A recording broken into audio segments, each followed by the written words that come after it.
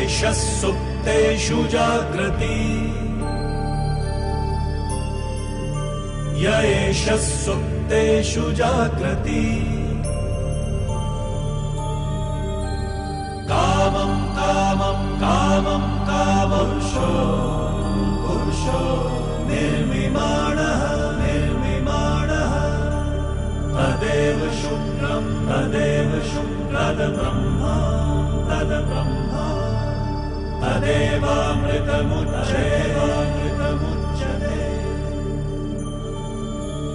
तस्मिन् लोकः शतः सर्वे तदूनात्यपि कश्चन एतद्द्वैता एतद्द्वैता एतद्द्वैता एतद्द्वैता एतद्द्वैता एतद्द्वैता.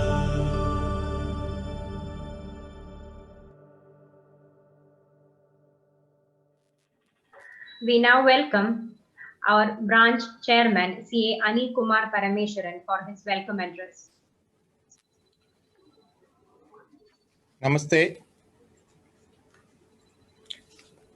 Respected members of the esteemed profession, the chief guest of and the speaker of the day, past president of Institute of Chartered Accountants of India, CA T.N. Manoharan, the past chairman of Thiruvananthapuram branch and the faculty, CA M.R. Ranjit Karthikeyan, past chairman of the branch, the management committee members, the members of other branches who have joined us, and my dear friends.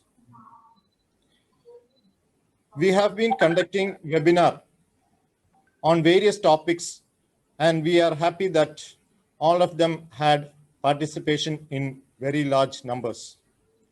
Today we have here one of the most outstanding member of Chartered Accountancy profession here who have been recognized by the Government of India on various occasions. He is now the chairman of Canara Bank and the expert committee member in the board of Reserve Bank of India. Above all, he is our Manoharan sir, who has taught us, many of us, income tax law, still publishing the most simple book for income tax for our final students. Sir, we, the members of the Thiruvananthapuram branch, are delighted to welcome you. Your presence has made us extremely happy and proud. I also welcome CA Mr. Ranjit Karthikeyan, our past chairman of Thiruvananthapuram branch.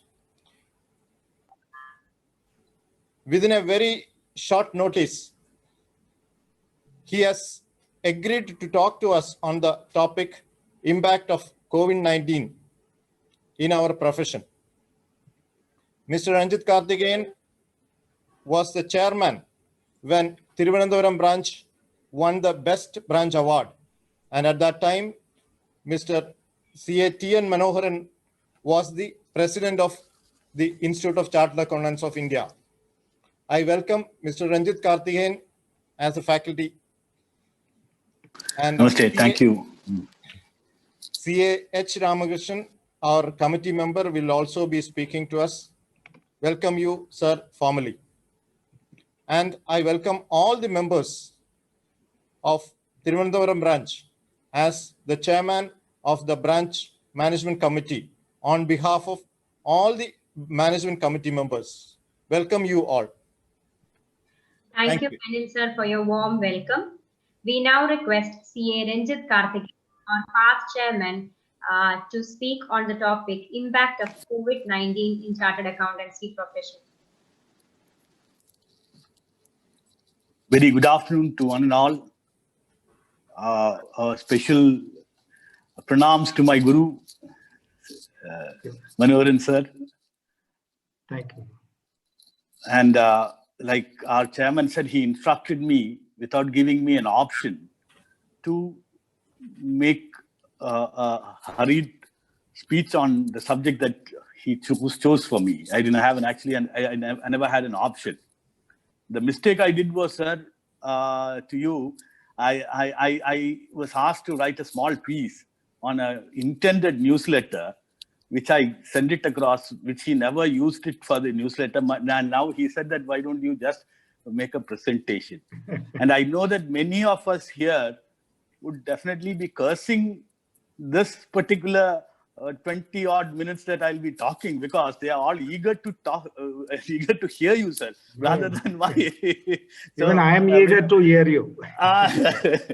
So I think that, it's a hurriedly made about 15-20 minutes thoughts. I wouldn't even say that paper or a studied research paper. It's a thought which I will probably read out aloud, so that every one of us can possibly think and maybe change the way we look at our profession. So I've possibly made it in 3 segments.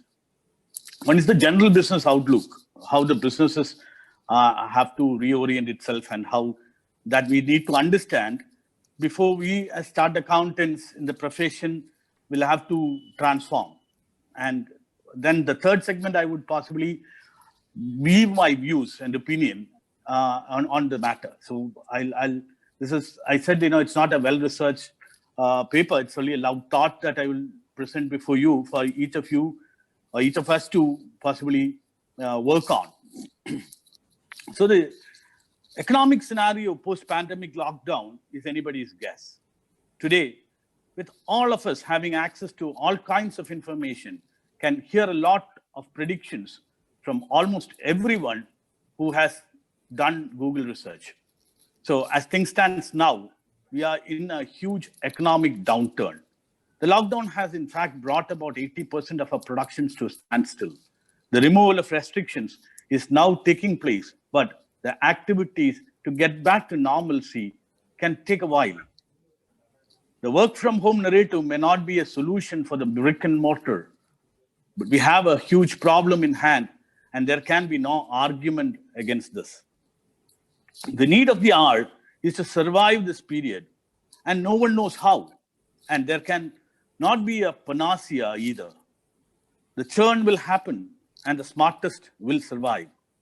This need not be based on pure financial strength of the enterprise. The survival will depend on just one thing: innovation. Some possible ways that I can think of, I'm presenting it before you for us GAs to consider, and possibly advising our clients. Our survival depends on the survival of and the growth of our clients. So first and foremost is that we should possibly look at businesses to survive, is to possibly advise them to collaborate. The business will have to be more open-minded, help each other. By leveraging the strengths of the competitors may be one of the solutions for the survival. The joint efforts without cutthroat competition will make business float and reach the shores. Unity can be strength, and distributed production spread across the geography can improve scale with pooled wisdom, joint research, centralized purchase, and sales efforts, logistical efficiency, and cost cutting. So that are the benefits probably we can tell our clients when they collaborate. The next one is probably a little more philosophical, which is ethical capitalism. If you may allow, let me call it integral humanism. Shed those exclusive methodologies adopted in the capitalistic or socialistic models, which are crumbling, and adopt a value-based ethical business model, which has more sustainability and inclusiveness. The duty of the businessman, the new age Vaishya, is to create wealth and build the nation economically and make it stronger. This is a time to shift and adopt the concept of an Udyog Parivar, where the investor, the employee, the consumer, all are seen part of the family. Embrace it. The next one, I would say, is financial planning. Understand the innate relationship of money with time. The investment that comes back with profit has to rotate rapidly, and the working capital cycle should churn fast. This will require some planning regarding inventory, credit period, and deployments. Get help from those experts who to plan the production. It helps. Remember that a rupee saved is a rupee earned. Be frugal, cut down all extravaganza and tighten that belt. Analyze the market and make that shift. Use every single resource that is available, including the land you have. Do some agriculture, multitask, be self-sufficient, involve the community, and remember that human effort is not a resource or a factor of production. Handle the humans as a partner. While some invest money, others invest their skill or effort. So the mindset change will make an ocean of difference. This is time to possibly try it out. I remember when in the beginning of the year, listening to Ruchir Sharma, when he predicted, even before the pandemic had really set its foot in India, he was talking about small being beautiful in his interview to our national television. So small is going to be beautiful again. The factory of the world, China, has deceived the world, knowingly or unknowingly. And this has proved that putting all those eggs in one basket can be disastrous. Today, make sure that the corner shops in your neighborhood had easier access than the air-conditioned malls where you had to queue up for your essentials. Disrupt this and make sure that we have small stores and small production enabled and encouraged so that we will create more employment in our neighborhood. Above all, I firmly believe it is the optimism of a nation that brings about success. Be obstinately optimistic. The world is going to be looking at us, Bharat, along with a few other countries like maybe Vietnam, Bangladesh, Mexico, in the coming decades. The target of that 5 trillion economy should be fiercely pursued.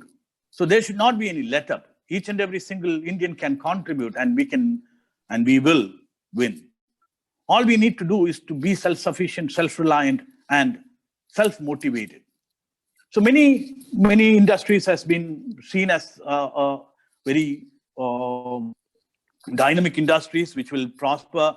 One is the healthcare industry, of course, the pharma, the wellness may progress in the coming years. Tweak if you can and orient your business to cater to those industries. Technology should be embraced, and even home tuitions can go digital. Now we have seen the EdTech domain is gaining a huge momentum. So possibly we can be the Vishwaguru and teach math and English to the British. So the world is changing, and we may not be able to depend on the government alone for doles and survival. Shed that model where you're living for the tomorrow or living on tomorrow's earnings. We should definitely take that cultural roots, look at the cultural roots, and we always had a lot of savings that we had, and we always had that sustainable development model included in our lifestyle. So this has to be told to our business clients, where there has to be reshaped, and they have to embrace on that kind of relook into their business modeling. So how do we as chartered accountants look into going into my second, if you are looked at business as a basic environment where we live on, what they have to do, or what we should possibly tell the business to survive and sail. We should possibly do something to ourselves, to reorient ourselves. And the pandemic of this coronavirus is set to change the way people have been living their lives.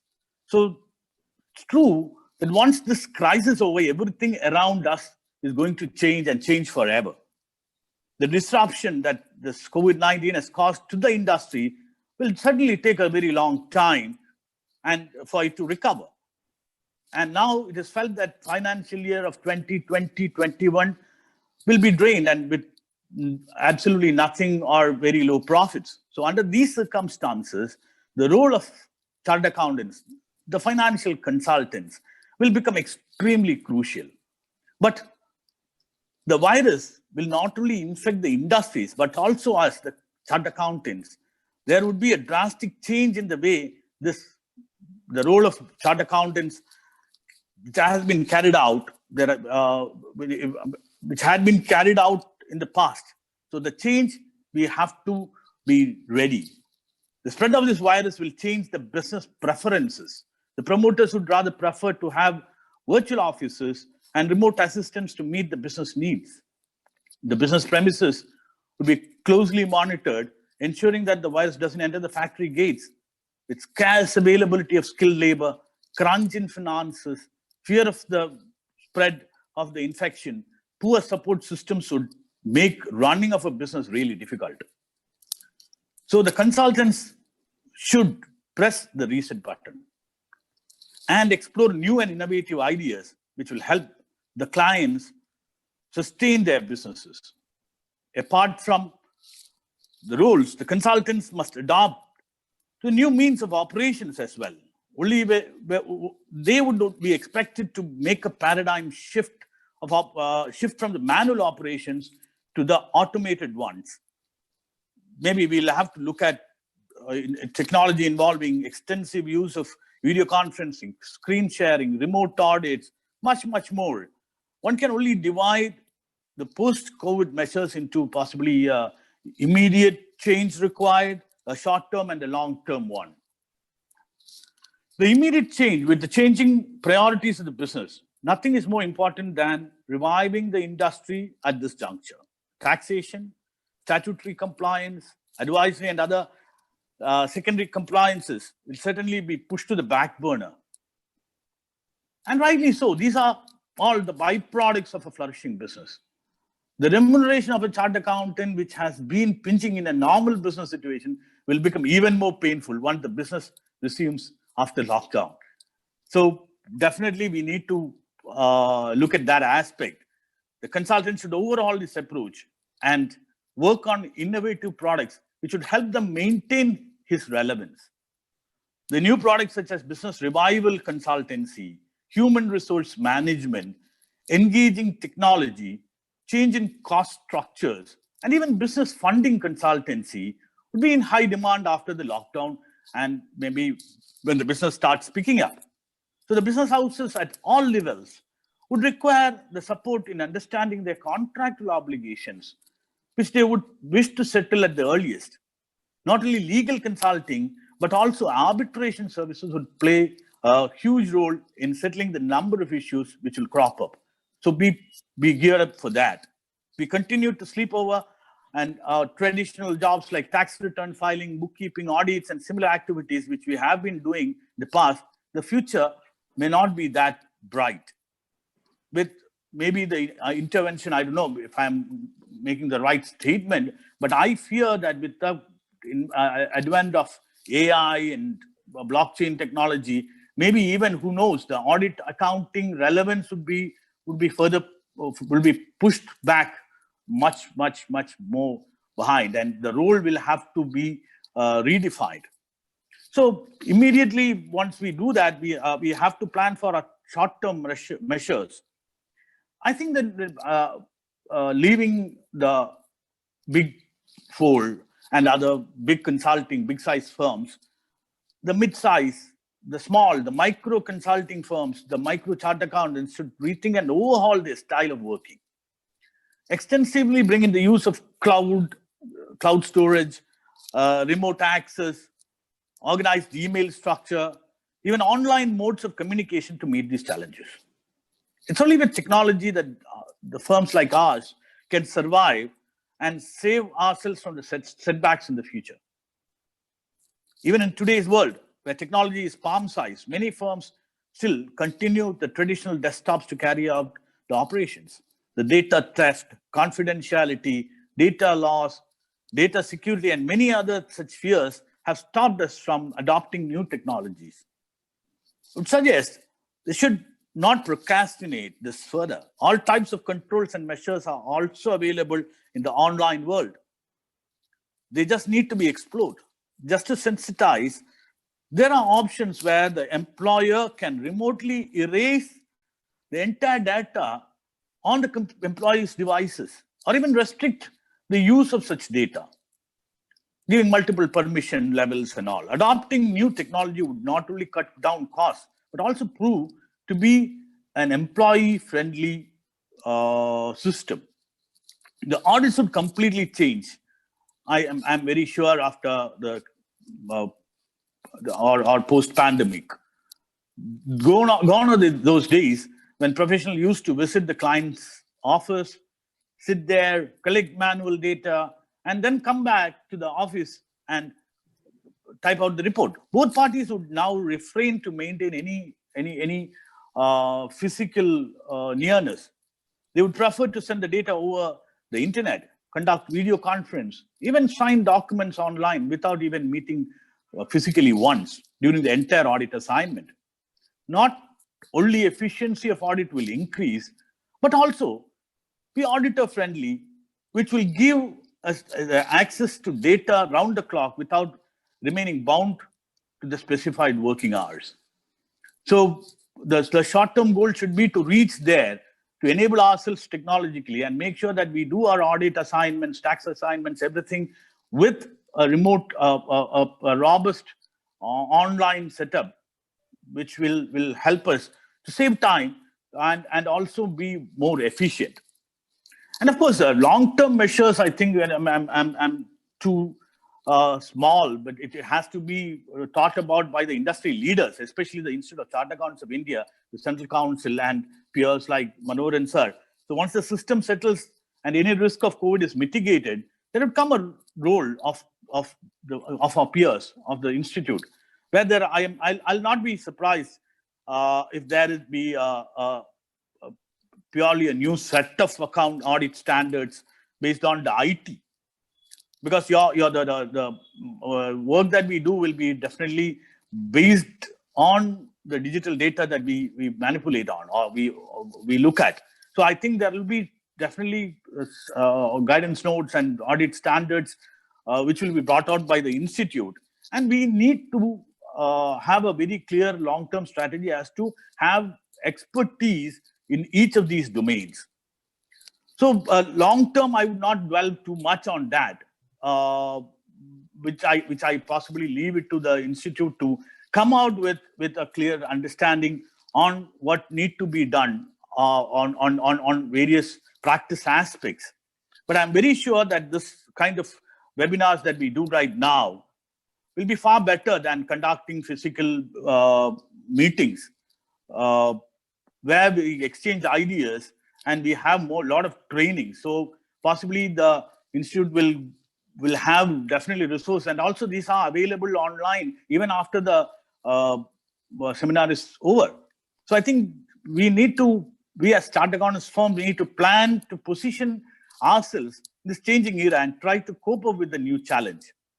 When challenge comes, abundance of opportunities and the opportunity to serve across the globe, to become professionally dynamic, to learn the world's best practices and much more. Instead of cribbing, we should possibly try to adapt to the new rules of the industry. So going from there to my personal observations, the COVID has impacted the chartered accountants more than ever, like every other person. To some, it was worse of their career. Still it is. To some, I guess, it was a dream come true. I'm not sure which side of this coin you are, but definitely it is not the same and not going to be the same in future too. To summarize the impact, I have to balance both these sides. So here are my observations. The positive impacts are many for chartered accountants. First, realization about many things we stand for. The ethical businesses and strong businesses will survive easily, while those who cut corners were going to have tough ride altogether. First and foremost, most of the business has realized the importance of chartered accountants and what we stand for: financial accountability, compliance, and discipline. There couldn't be a better campaign or advocacy movement to assist this plain and simple reality. So for me, it's a eureka moment for us. Businessmen around the countries are looking for solutions to stabilize the businesses, to mitigate risk, and to be business resilient. Now it is time for us to be aware of these and to handhold them in the right way. The next impact is on the resources. The scarcity of resources, absence of training to resources, the lack of attitude, etc. has created a major impact on the working of chartered accountants. It made us realize about the strength of our team and the need to make them efficient and business friendly to deal with the clients directly. The internal discipline and operational efficiency is to be tested by COVID like a diligent auditor in our own offices. Those who were operationally in shape got into productive mode without any disruption, and those who haven't were severely impacted. Access to records, digital files, file security, transfer of files and data, etc., all needed rethinking. We all evidently need to be data savvy, digital savvy, and security compliant more than ever. Our revenues must have been affected as businesses are struggling to pay even salaries and basic expenses. So it must have affected many practices and would have impacted our revenues and profits, and to some even survival. The communication would have become intense as the financial mess many businesses would have gone through was immense, and there wasn't anyone to hear them except chartered accountants. I know that personally, many chartered accountants were hooked onto devices doing nothing but connected to their clients and the senior management for hours together. Most of the issues faced by businesses would be around loan restructuring, internal cost controls, and making compliances. The loan restructuring and internal cost controls is interlinked, and many internal controls and financial health, a chartered accountant's favorite cup of tea. My prediction is that we have to still survive the tough storm. So don't expect to norm the storm. It may not work. So we have to storm the norm. You have to reinvent yourself and make a sweeping change, rewrite the way we operate, be digital savvy, be nimble, be efficient, and be responsible to the businesses. We can't be responsible to businesses. There can't be much of a business to manage for anyone, and we are responsible. Thank you so very much.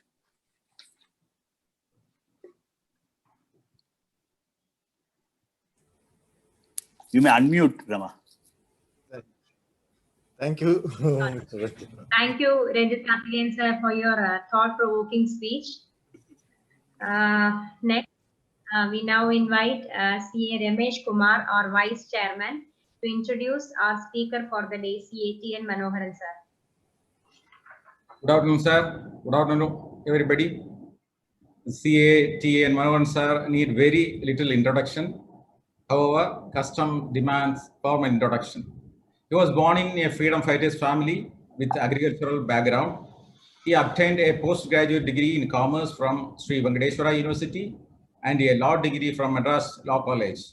He became a chartered accountant in 1983 and set up his practice in the very same year. He is a founding partner of CA firm Manohar Chowdhury and Associates, Chennai. He was elected to the Central Council of ICAI in 2001 and became its vice president in 2005. He remained a council member, Central Council member till 2007. He has also chaired various committees of the ICAI. In 2006, he was elected as the president of the ICAI.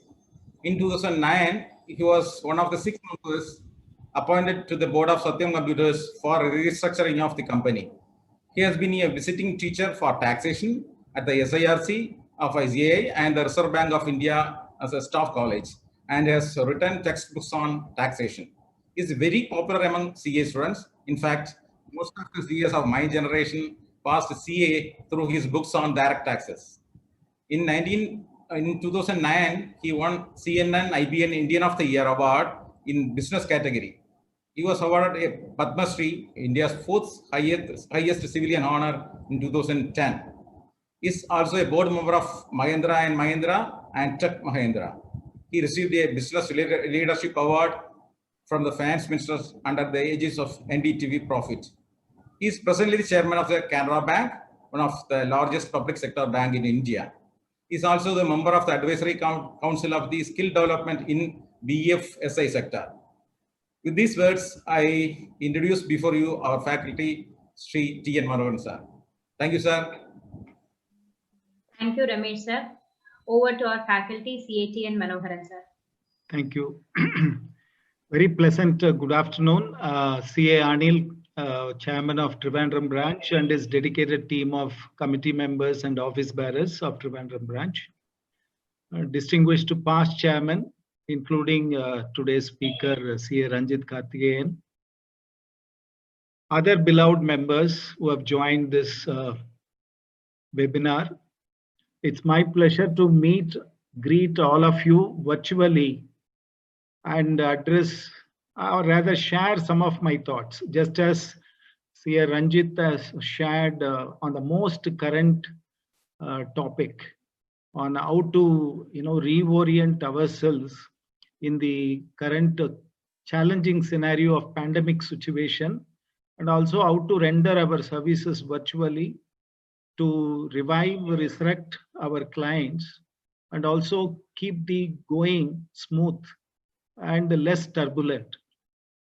I'm going to talk, he dwelt on economy, business, and profession, whereas I'm going to confine to chartered accountants striking work-life balance, so that we are not deprived of the most important ingredient of our life, that is happiness. Now let me proceed to share the screen and make a presentation.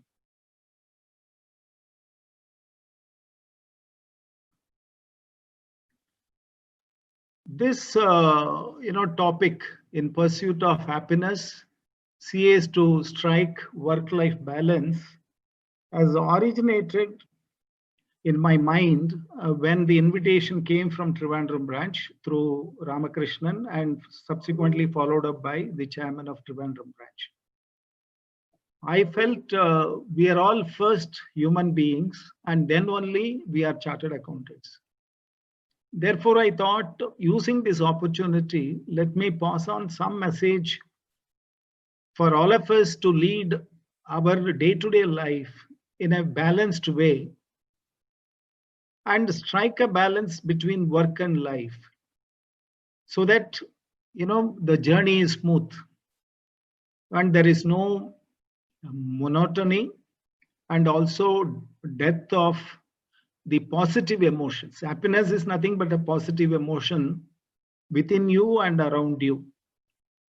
And a lockdown scenario like this can hamper this element of emotion in all of us. Let me begin with a small anecdote. A teacher in a classroom gave an assignment to all the 30 children, saying, I'll ask you one simple question. The assignment is that you have to give an answer, write your answer in the paper, and it has to be just one word answer. Not even 2 words, but just 1 word answer. The students eagerly waited for her to dictate the question, and the moment she dictated the question, they noted it down. The question was simple. What do you want to be in life? So students thought about it. They took few minutes, because many of them did not even assimilate that kind of a question. What do you want to be in life? So they spent some time, applied their mind, and then wrote the answer in 1 word. The teacher collected all the 30 answer sheets. She started evaluating one by one. Some said doctor, some answers advocate, some chartered accountant, some engineer, some architect, scientist, pilot, social activist, nutritionist, politician. All these kinds of answers were there from different students. But when it came to one answer sheet, she was flabbergasted.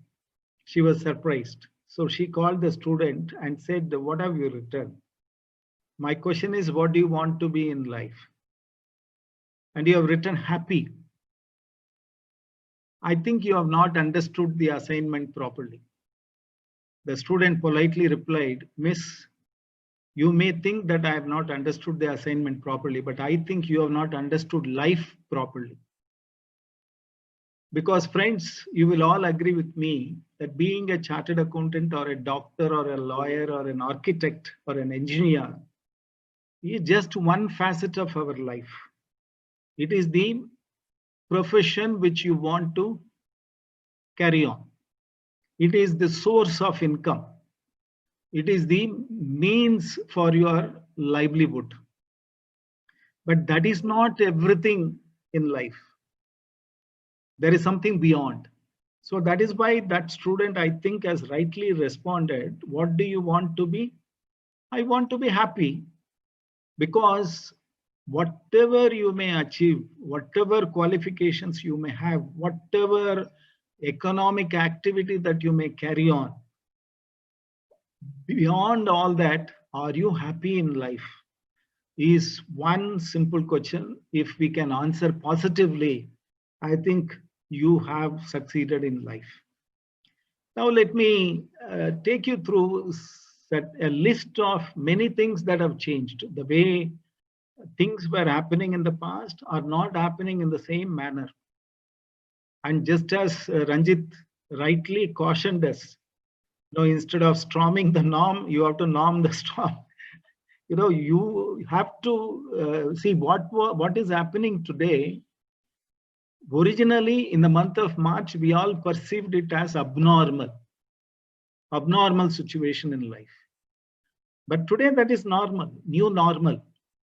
So in this new normal scenario, the way we operate, the way we carry on things, the way we do things has totally changed. So like in this list, originally humanity, because of lack of education, was using thumb impression because of illiteracy. But later education transformed us from thumb impression to signature. But now, because of evolution of technology and also because of forgery, impersonation, risks of impersonation, we are migrating from signature to thumb impression, that is biometric. So even immigration, passport, everywhere, corporate entry and exit, of course, because of this virus, now, thumb impression is not safer, but otherwise that has become the order of the day. Similarly, 20 years ago, if you had asked an housewife to decide on the smallest of a matter, she would have said, I need to consult my husband. But today, every husband says the same thing. I need to consult my wife. So drastic change, paradigm shift. I will not go through the entire list, but suffice if I take you through the last 2 bullet points. That is manual to automation, which Ranjit rightly emphasized. We are at Industry 4.0. See, if you look back, agricultural revolution, industrial revolution, service sector revolution. Originally, something took 1,000 years. Another revolution took 100 years. Yet another revolution took few decades. But now this manual to automation, Industry 4.0, cloud computing, artificial intelligence, robotic technology, blockchain, all these things are happening within a span of few years. And digital revolution has come to stay. It is going to be digital world.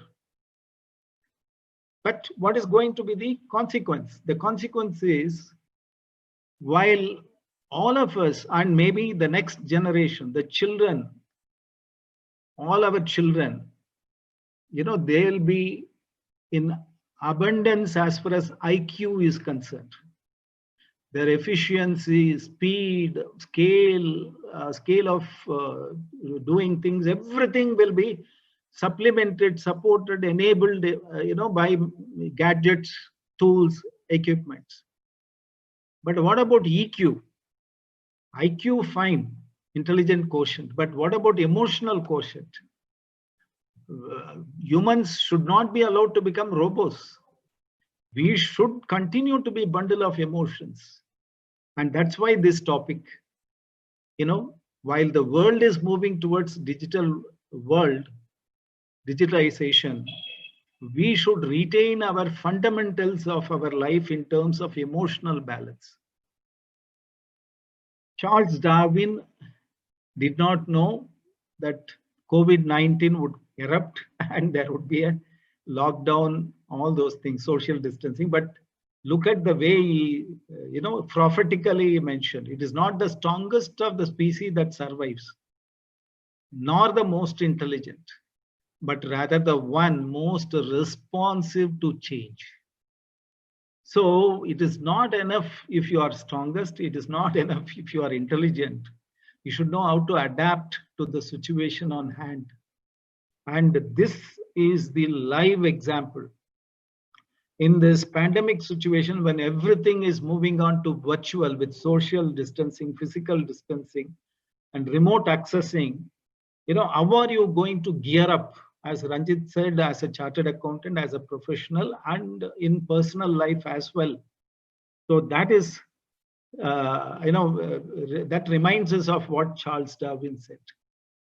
I was just, the moment I chose this topic, I just searched whether are there any constitutions across the world of different countries where the word happiness finds a place.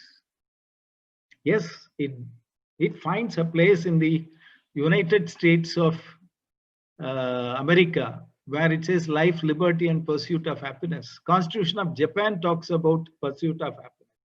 South Korean constitution talks of not only happiness for ourselves, but also for generations to follow. That is our posterity forever. French constitution says towards the maintenance of the constitution and happiness of all. That's the preamble.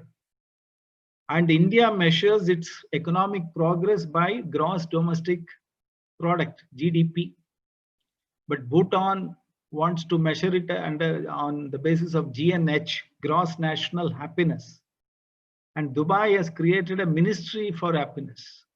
Even Madhya Pradesh and Andhra Pradesh, they've established a department for happiness.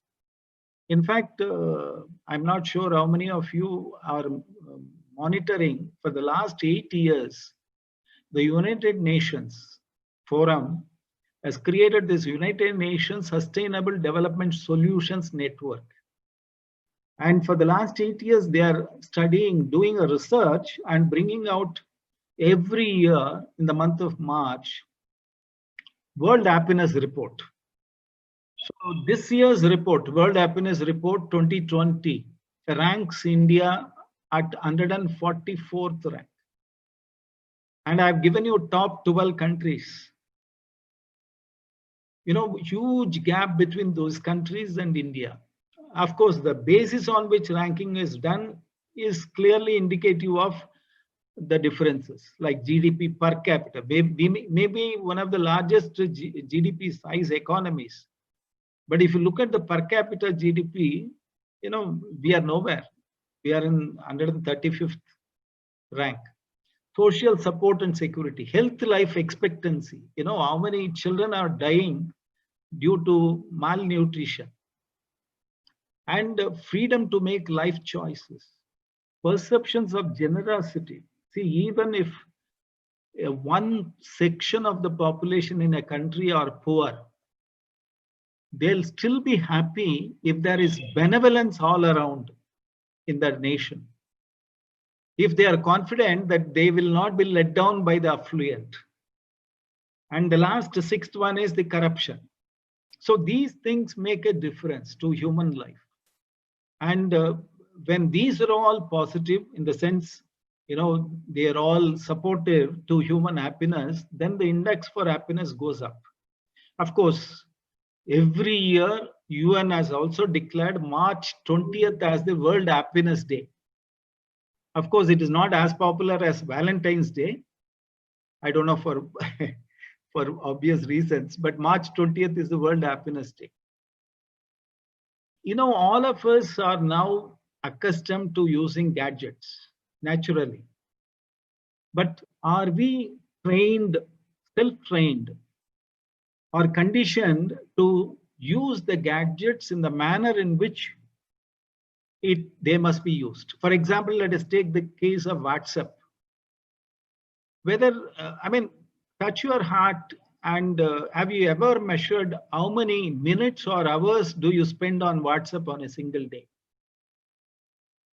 Just how many hours you spend on the laptop, computer, communicating through email. Actually, these are all tools that have come to make our life easier and efficient, our functioning more efficient.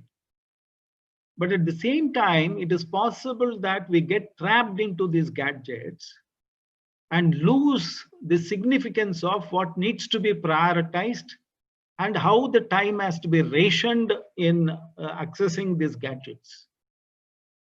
It reminds me of elderly couple, father and mother, who wrote a mail to their son. Son, we know that you are very busy, but it would always be nice for us to have get together and lunch tomorrow, the Sunday, because we used to regularly have Sunday lunch together, but last few months we are unable to see you. So why don't you come down from the first floor? So this was the communication. In the sense, maybe this communication may not be necessary in a lockdown scenario, but in the normal scenario, that is what happened to many of us. We were running. Actually, if you stop somebody who is so busy, why you are so busy, why you are running after things, he will say, I'm running after things for the sake of my family.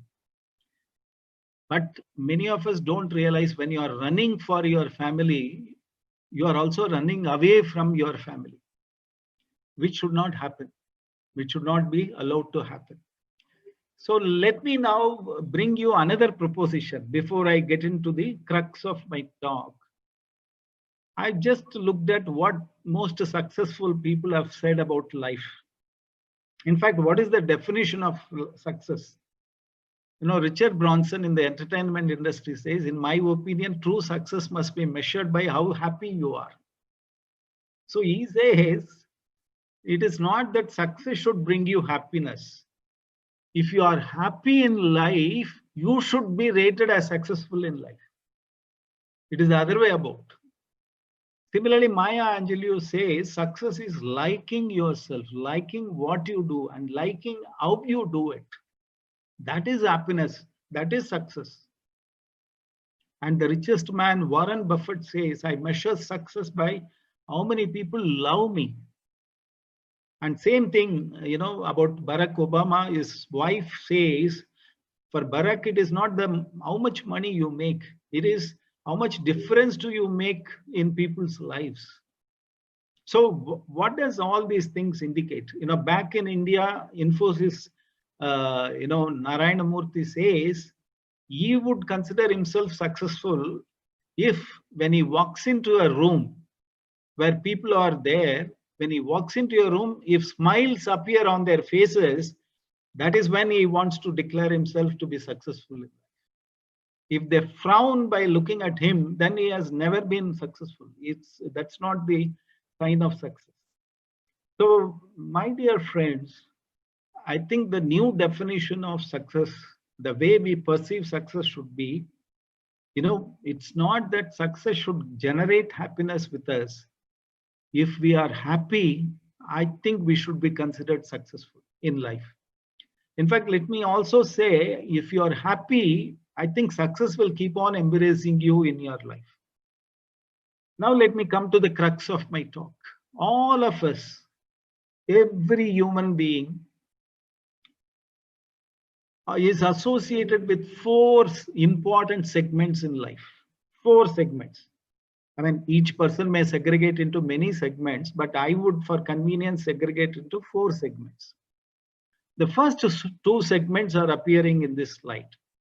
The next 2 will be in the next slide. The first segment is the family and relationship, because that is an important segment of our life where we devote a lot of, I would put it this way. If the way you associate with your family and relations, the way you handle this segment will lead to you are being happy or not being happy. If you are handling, associating with this family and relations is proper, you are bound to be happy.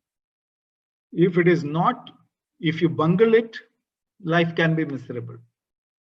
Similarly, profession, that is the practice, as well as job, if you are working. So that, how do you handle it? That again determines your happiness.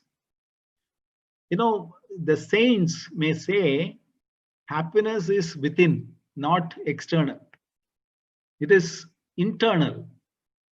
But all said and done, internal happiness will be depending on the environment around us. These things contribute to escalate our happiness or destroy our happiness. That's the ground reality.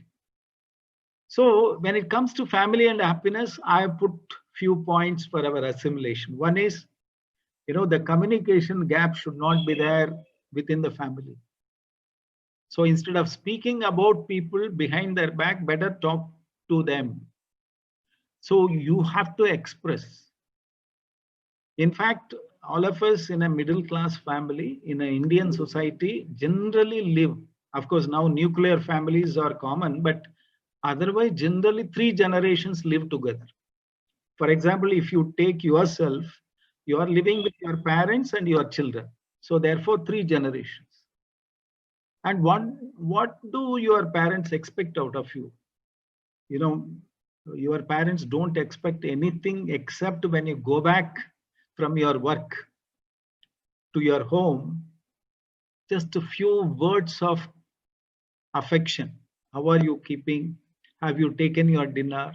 Do you need anything? These few words of caring gesture is all that they want, nothing more. That will make their day. And that is world of happiness for them, that their son or daughter is caring and concerned about them. Similarly, what do your spouse expect? Sharing small happiness, small things, with absolute intimacy. That's what is going to make the difference. In fact, when, some years ago, when I went and stayed in my friend's house, I thoroughly enjoyed the hospitality of his wife.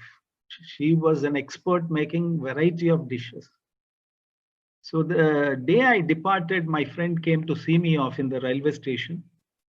And at that time I asked him, in the last 2-3 days I was with you, your family, I've never seen you appreciate your wife for the wonderful things she made and served.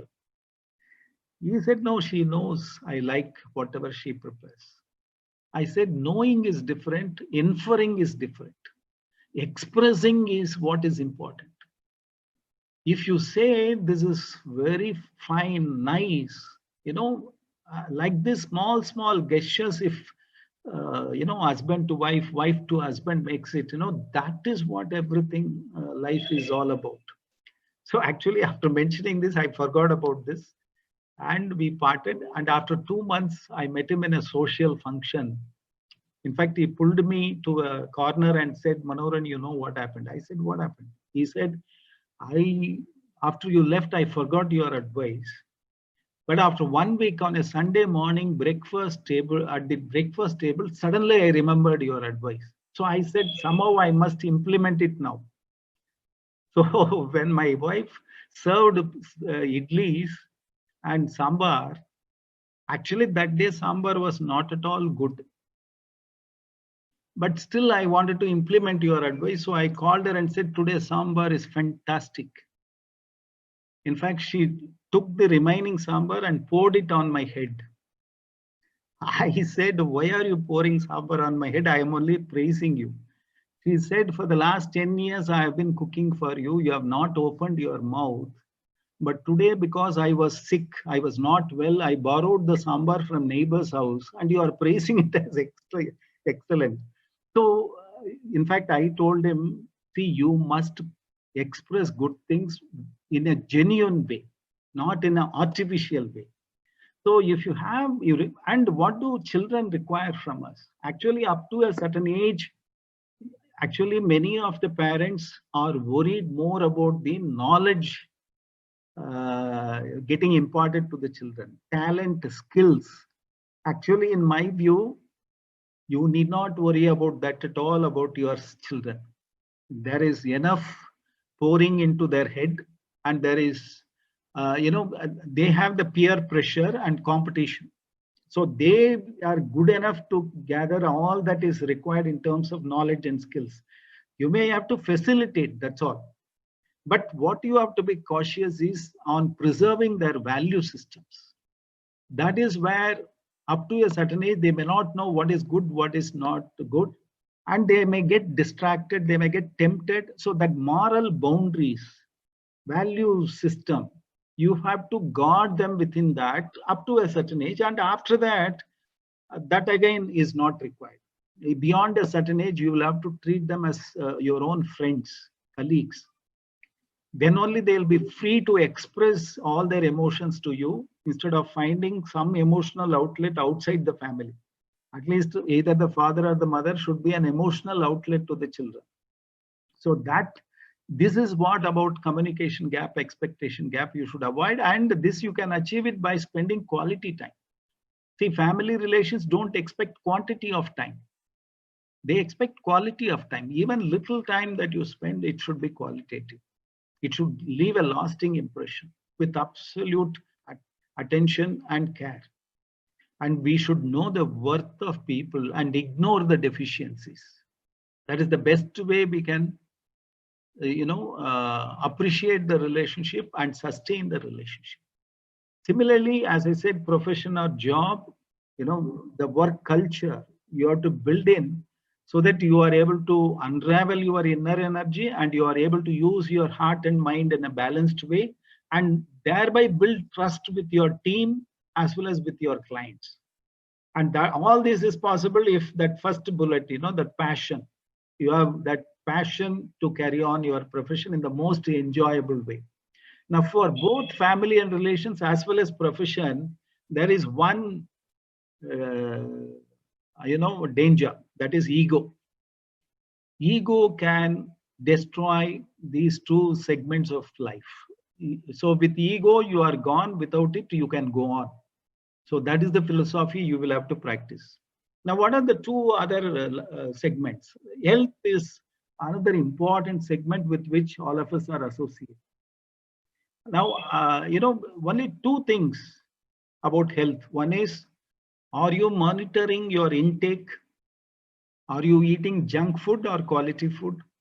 Are you eating in a timely manner? Are you sequencing the food habits and the consumption of water, all those things? There are enough number of guidance and literature available in case you have not already done any proper research. So just follow those things in a consistent way. And quality and quantity you have to regulate. That is for the intake.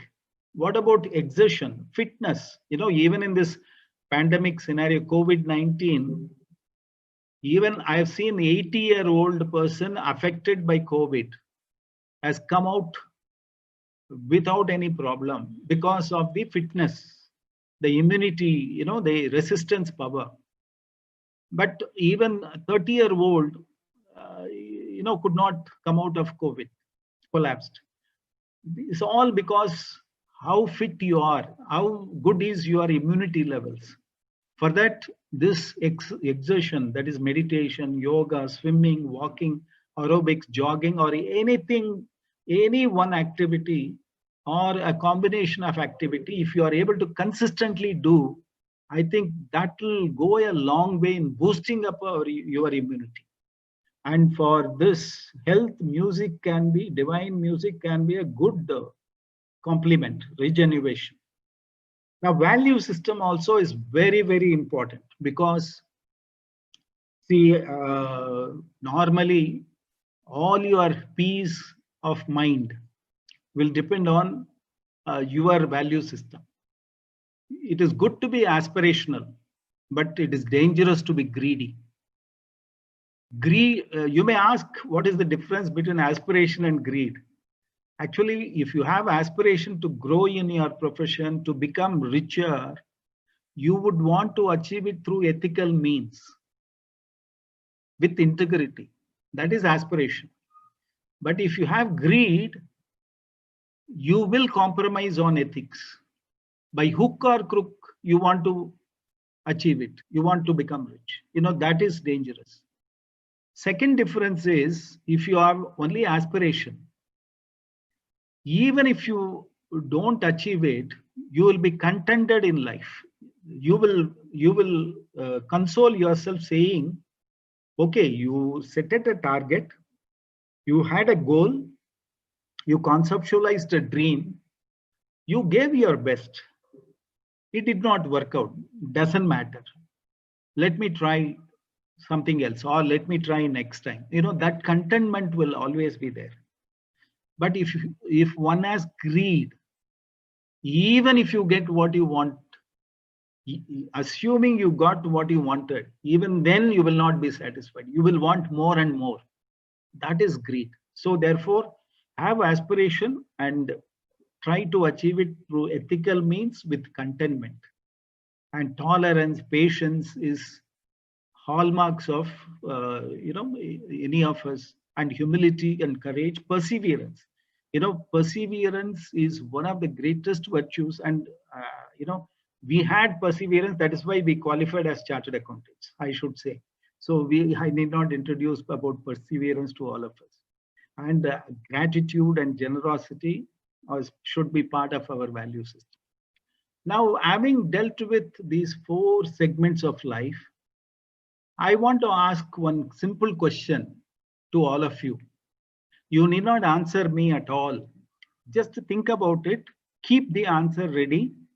After 2-3 slides, I will tell the answer. You can check whether your answer tallies with that answer or not. See, I just mentioned that family and relation, profession and job, and health and value system. These 4 are 4 segments of life with which we associate throughout our life, isn't it? Let us for a moment symbolically presume that each of this segment is a ball. It is made of a ball. And these 4 segments, out of these 4 segments, suppose we say these are the 4 balls which a human being carries all through his life. Family and relation is one ball. The job or profession is another ball. Health is another ball. Value system is another ball. So these 4 balls, each one of us carry all through our life. Now the question I want to ask is, out of these 4 balls, 3 balls are made of glass. 3 of these 4 balls are made of glass. 1 ball is made of rubber. 1 ball is made of rubber. So I want you to think within your mind and identify which one of these 4 balls is made of rubber. Because once you identify the rubber ball, the other 3 are obviously made of glass ball. So think about it.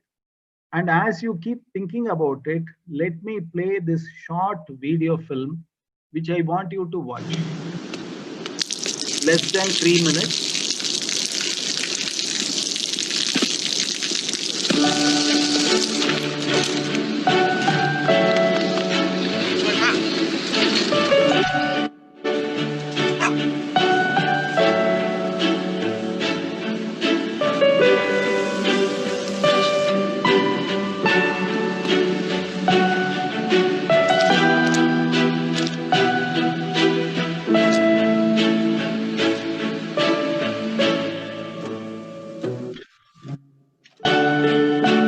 เขาจะได้อะไรถ้าเขาทำแบบนี้ทุกวัน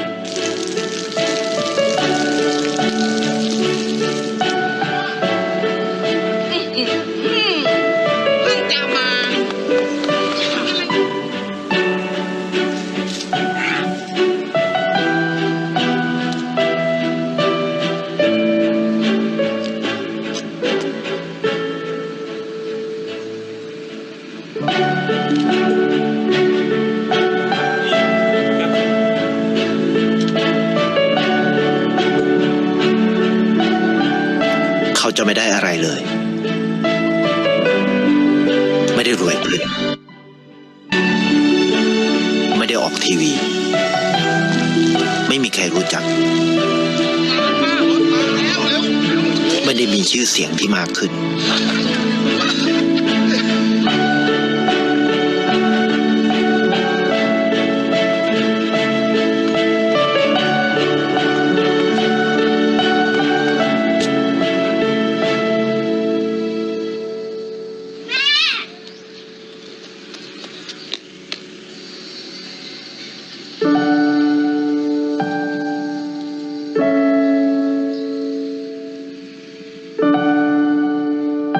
เพราะสิ่งที่เขาได้คือได้แค่ความรู้สึก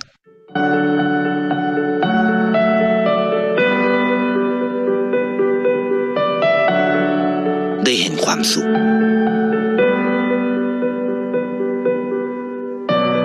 ได้เข้าใจ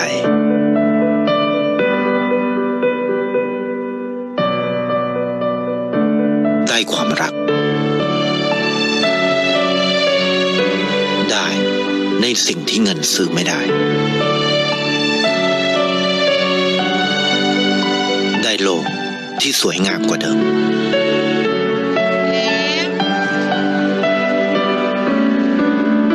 ในชีวิตคุณอะไรคือสิ่งที่คุณต้องการมากที่สุด So after watching this small video clip, two things occurred to me. One is that every one of us, we cannot help everyone in this world, but every one of us can help at least someone in this world and make this world a better place to live. See, we all begin our lives thinking that our family is the universe. Maybe over a period of evolution, we should reach a stage where we should think universe is my family. Then, we should be able to expand our horizon of thinking and embrace at least one soul and lift that person and make a difference to that person's lives. So that is what, one thought. Second thought is, actually, what is the meaning of life? Life by itself has no meaning. Life is only an opportunity for us to give it a meaning. First 25 years or so we learn. Next 35 years or so we yearn. But life becomes more meaningful when we share what we have learned and what we have yearned with those who are in need of it. That is what makes life more and more meaningful. Actually, when Dalai Lama was asked, what wonders you in the world? He said, the man himself is a wonder to me because he sacrifices his health in order to make money. And then he sacrifices money to recuperate his health. Then he is so anxious about the future that he does not enjoy the present. The result being that he does not live in the present or the future, but he lives as if he is never going to die, then dies having never really lived. We should not belong to this unfortunate segment of people. See, Siddhartha turned up, left deserted palace in search of peace and became Gautama Buddha. But many of us are deserting peace in search of prosperity. I'm not for a moment saying prosperity is bad. Prosperity is required. But anything that you achieve at the cost of your happiness, it's not worth achieving. That is what I'm saying. So peace prosperity along with peace is welcome. But prosperity at the cost of peace is not what is desirable. Now let us, in life, if you ask somebody what has been the cause for my losing happiness, why I am not happy, there can be thousands of reasons. But I feel there are three major problems associated with a human life. Any problem you say that can be, covered in these three segments.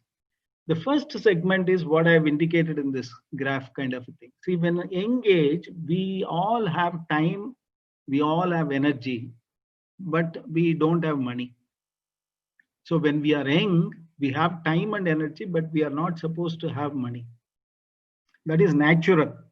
That is how it should be. Even a child born in rich family, parents should not spoil by giving plenty of pocket money, because many parents feel guilty. They are not able to spend quality time with the children. So they give pocket money to compensate and spoil the children. So time, energy should be available in youth. Money should not be available. So that is natural. Look at the last segment, elderly people, aged persons. They will have time.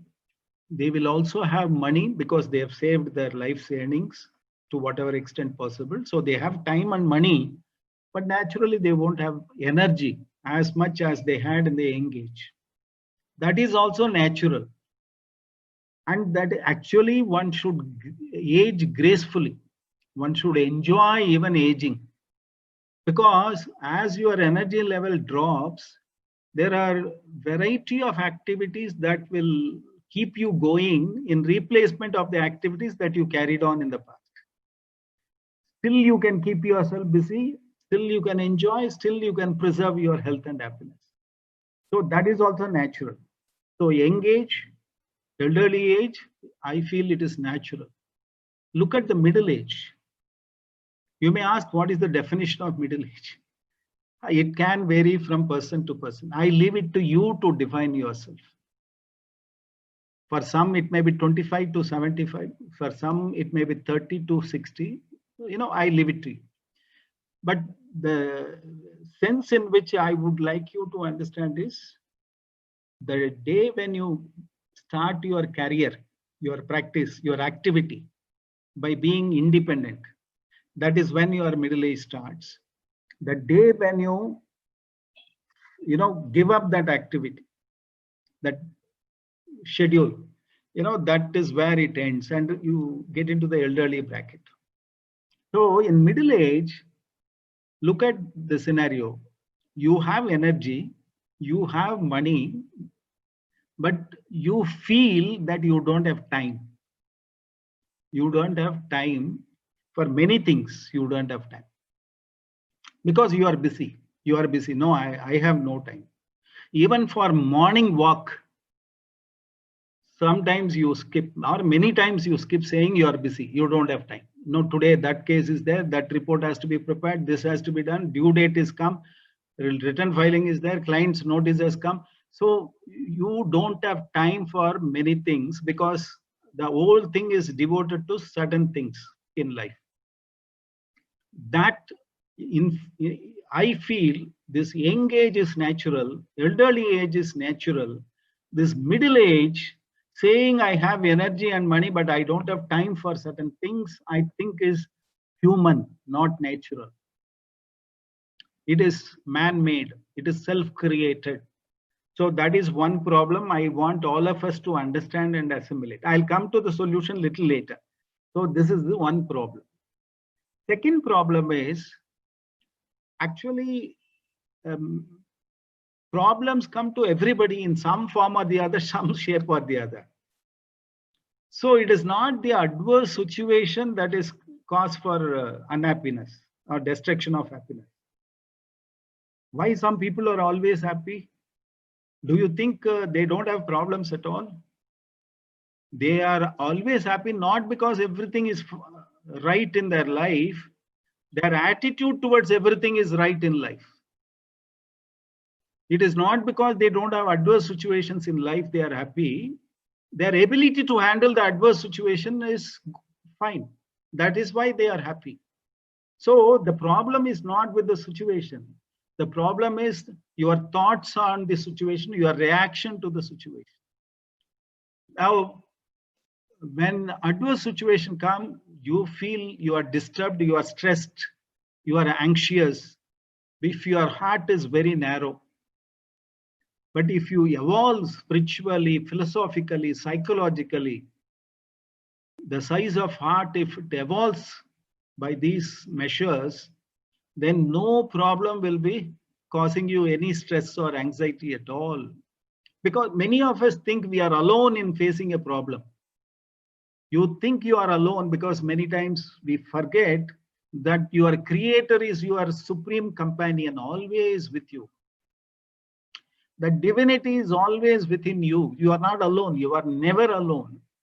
When that power is, divine power is within you, why should you be worried about what encounters you? Because what encounters you in life externally is very, very insignificant considering what you possess within. Your ability to handle it much more stronger, phenomenal compared to the problem that you face. You can just like that handle it or bypass it or overcome it, surmount it. So that understanding, realization when it comes to you, the size of your heart, spiritually, philosophically, psychologically will expand to a great extent. And third problem is we tend to compare with others. This comparison is dangerous. And while comparing, we always overvalue what others possess and undervalue what we possess. So it leads to unhappiness. Actually, it is like trying to copy the answers written by somebody else to score the same good marks. But in life, unfortunately, we are all given different question papers. So by copying answers of another person, you will not pass. You will not get good marks because the questions posed to you are totally different to the questions posed to the neighbor.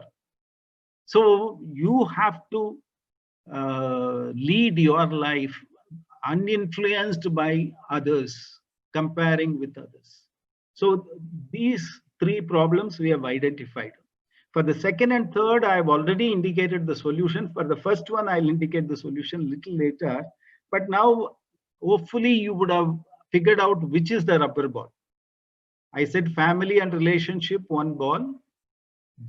Practice or job is another ball. That is the source of income. Health is another ball. Values governing your life is another ball. So out of these four balls, three are made of glass. One is made of rubber. So I asked a simple question out of these four balls, which one is a rubber ball? Now comes the answer. See, while family relations, health and value system are glass balls, your practice, business, job, source of income is only a rubber ball. Now, anybody can answer out of common sense which ball requires to be more carefully carried, whether glass ball has to be carefully carried or rubber ball has to be carefully carried.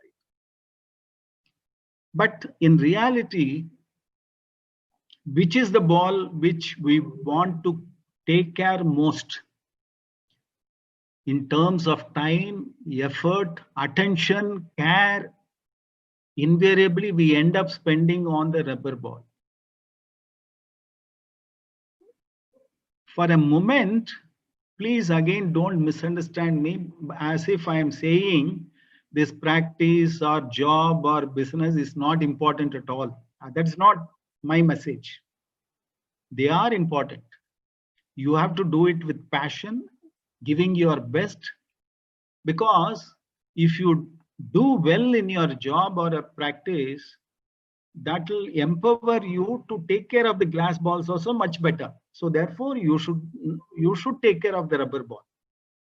But the important message I want to give you is, many of us give so much importance to rubber ball, we start neglecting the glass balls.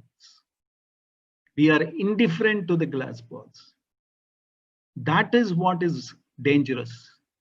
So all that I'm trying to say is, take care of the rubber balls, but not at the cost of the glass balls.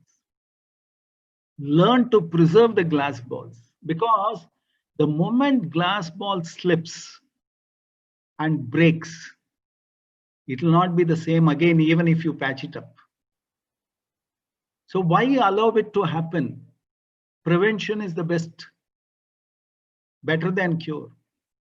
So family and relation, health, value system, you must take care. Let me give you a positive statement, a proposition.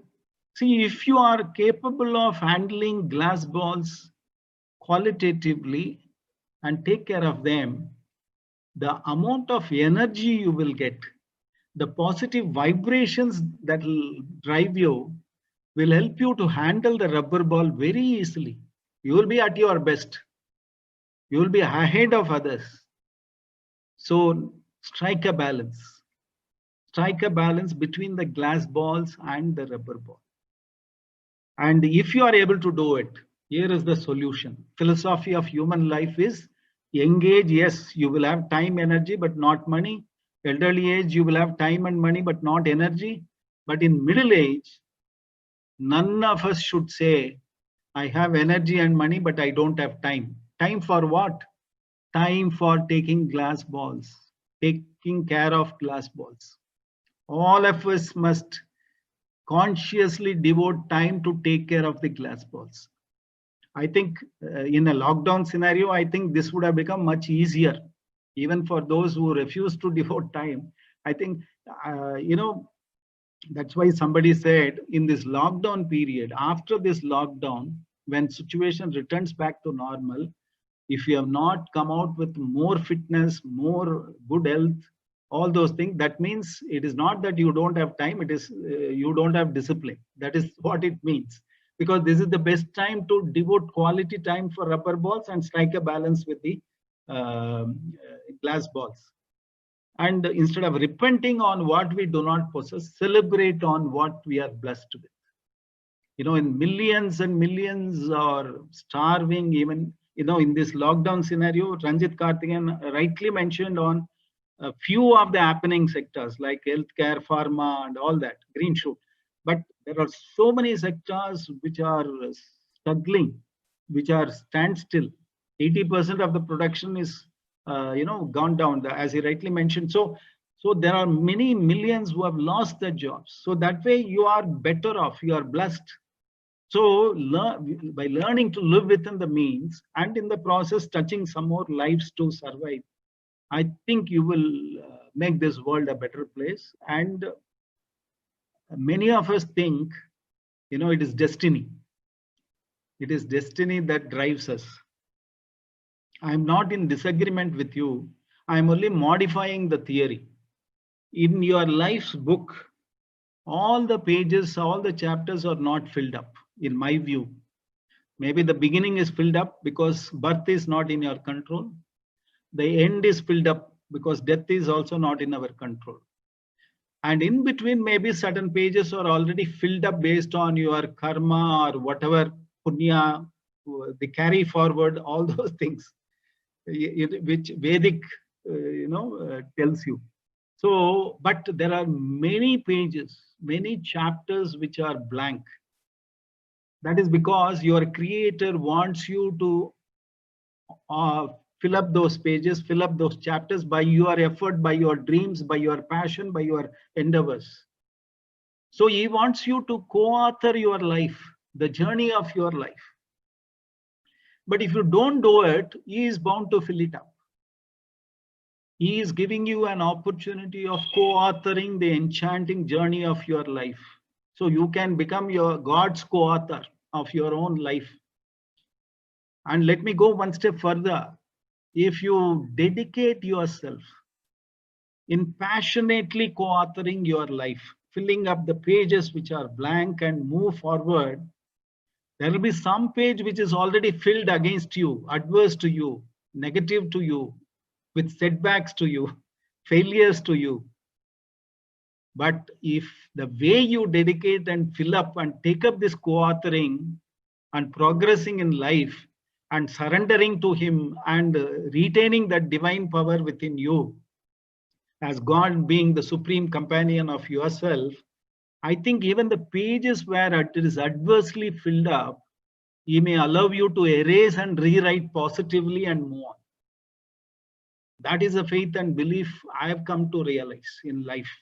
So therefore, nothing is beyond you, so long as you think you are in the right path and you are able to do it with passion and dedication. So this is the philosophy of human life, and if you are able to follow this, I think in pursuit of happiness will not be challenging. Happiness will always be there within you, and as chartered accountants, we should be able to strike a work-life balance. So with these thoughts, let me thank Trivandrum branch for giving me this opportunity to share some of my views on this topic. And I cannot express adequately in words as to how happy I am in meeting all of you virtually. And with this, I'll stop sharing the screen so that we can go back to chatting or interacting as you may consider it appropriate. Thank you, Rema, for the opportunity. Thank you so much, sir, for your wonderful speech.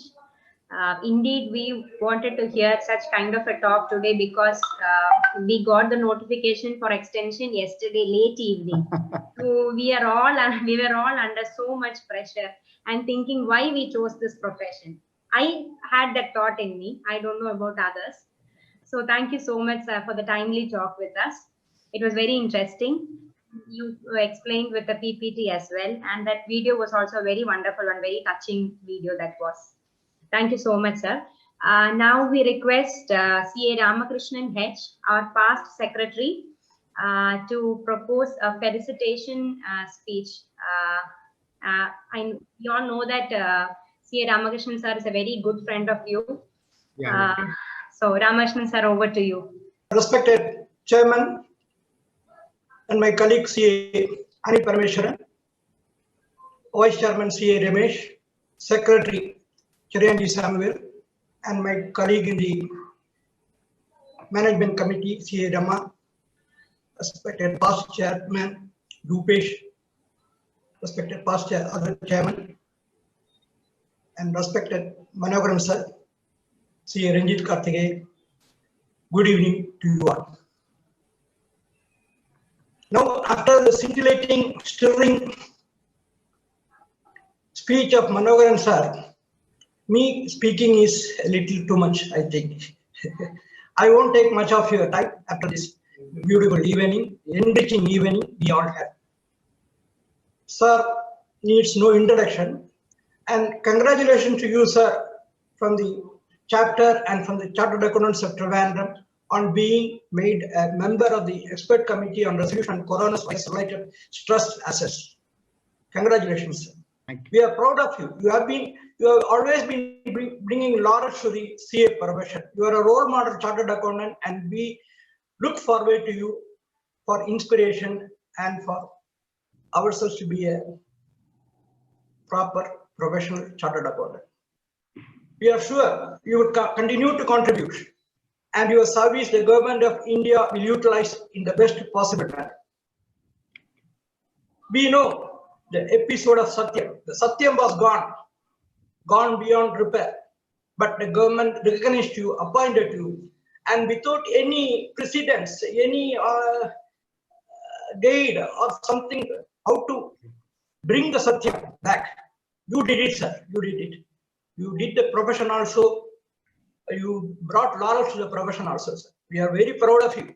How you brought Satyam has now become a guide for others to rehabilitate the companies. And now you are part of the expert committee. You are part of the expert committee on resolution coronavirus related stress assets of Reserve Bank of India.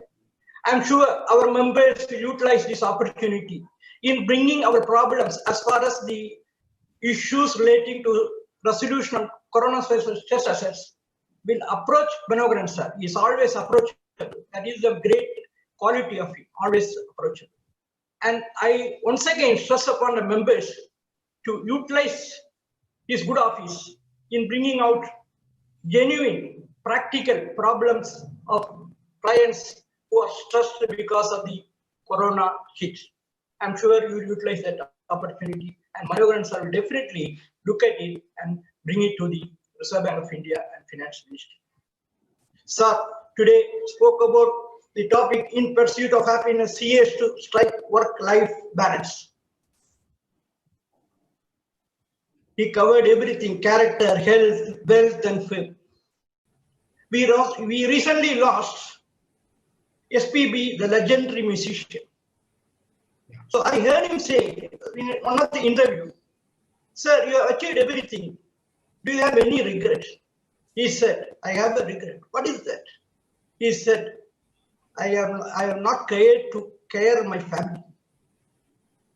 So the topic, striking the work and life of CAs, is very relevant here. And regarding SPB, not only you have to strike balance, when you achieve success, you have to remain humble, humane also. SPB epitomizes that trait. So that is also one aspect I want to bring. It is said, behind every successful man, there is a woman. Or now that the gender neutrality has to be maintained, I would like also to say that behind every successful woman, there is a man. But in one of the topics in a dinner meeting I had with my friends, a senior bureaucrat said, actually it is not like this.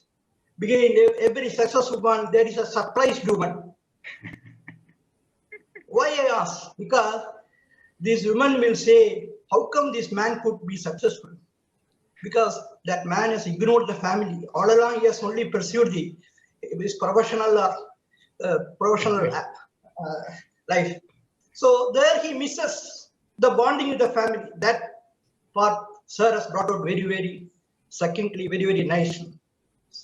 So he also talked about the rubber ball, the crystal ball, or the glass balls. So like that, we should not lose the glass balls. We should always strike a balance between work and our family also. Likewise, character is important, and how to handle fame is also important. So happiness depends on all these things, all this, our ability to control all these things. Sir said he's happy, and we can see that he's not only happy, he's blissful also. So he said, living example, he's walking the talk, not just talking like some of us. He's walking the talk. A role model chartered accountant. I am very proud that I am given this rare opportunity of felicitating him. And one blissful incident I want to remember in this forum is that I had Shabarimala Darshan along with sir. Yes. So that is one great aspect I always cherish forever. And regarding T.N. Manoharan sir, what he epitomizes is his skill in public speaking also, which we chartered accountants lack. We are expert in so many things in our profession, writing skill we have in making representation one-to-one with the income tax officers or appellate tribunals, everything. But when facing public, giving speeches, it is altogether a different body. I'm happy we have amongst ourselves CA Renjith Karthikeyan, who is also an public speaker from our side. Yeah.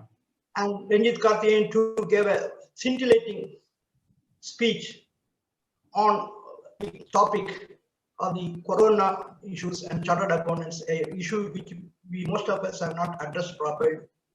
It is a challenging time, and Renjith Karthikeyan's speech will also help us in facing this challenge.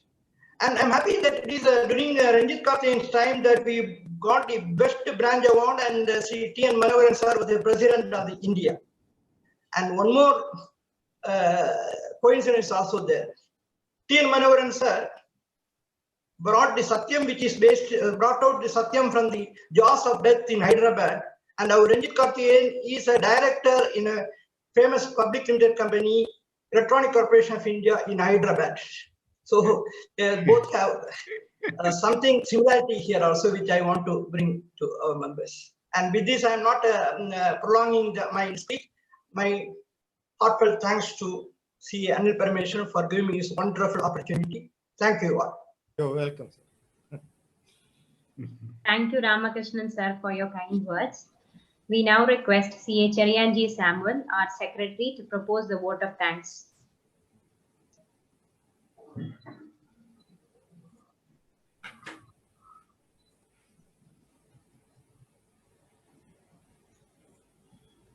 Can I have a quick word before Churianji commences his vote of thanks? Please. So, one of the most cherished moments was the late night telephone call from Manohar Insa informing me that your branch just won the best branch award, and then Yes. very late in the night. I still remember that with one of the best moments that I ever had in my profession. So it was a great honor to be with you, sir, and share the space today. And I sincerely thank you for the opportunity. Thank you so very much.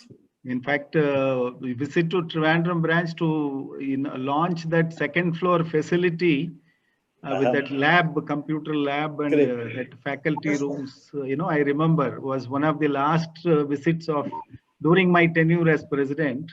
Definitely, sir. From I think from Germany, I came to Bangalore. From Bangalore to Trivandrum, did this, and then from there that I was went on to another city. August 15th.